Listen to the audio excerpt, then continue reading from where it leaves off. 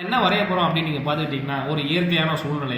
ஒரு இயற்கையான சூழ்நிலையை நம்ம எப்படி கொண்டு வரணும் அப்படின்றதுக்காக ஒன்று வரைய போகிறோம். என்ன வரையலாம் அப்படின்னு கேட்டிங்கன்னா, இயற்கைனாலே உங்களுக்கு தெரியும்.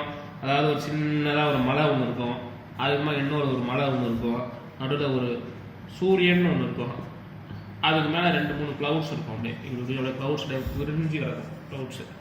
அதுமாதிரி ஒரு வி ஷேப்பில் க்ரோஸ் இருக்கும். இங்கே மரம் இருக்கும், மரத்தெலாம் வரைஞ்சிட்டோம்னா நம்ம காமெடி ஆகிடும். ஸோ நம்ம வந்து இப்படி இந்த மாதிரி கிராஸ்லாம் வரைஞ்சிப்போம். அதுக்கு நாங்கள் கிராஸ் இருக்கும், இங்கே கிராஸ் இருக்கும், ஃபுல்லாக கிராஸ். நம்ம கிராஸ்லாம் வரைஞ்சி வச்சோம்னா அந்த கிராஸில் வந்து ஒரு சின்ன சின்ன பூக்கள் வரைவோம். அதுவும் அழகாக இருக்கும் பார்க்க.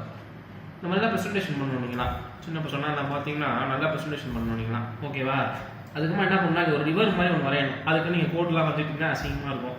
ஆனால் என்ன பண்ணணும்னா அழகாக ஒரு போட்டு, இந்த போட் என்ன பண்ணால் போட்டோட பாட்டம் வந்து ரிவருக்கு மேலே தெரிஞ்சால் அது அசிங்கமாக இருக்கும். ஆனால் போட் பாட்டம் வந்து கீழே இருக்கிற மாதிரி. அதனால் என்ன பண்ணால் இங்கே வச்சு இந்த போட்டு இப்படி வரையும் வச்சுக்கோங்களேன்.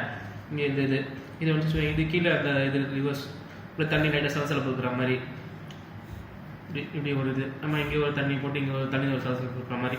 நம்ம இங்கே ஒரு சைடில் ஒருத்தர் இருக்காரு, அதை நீங்களே ஒன்று நினச்சிக்கோங்க. இங்கே ஒரு சைடில் ஒருத்தர் இருக்காரு, இப்படி உட்காந்துக்கிறாரு.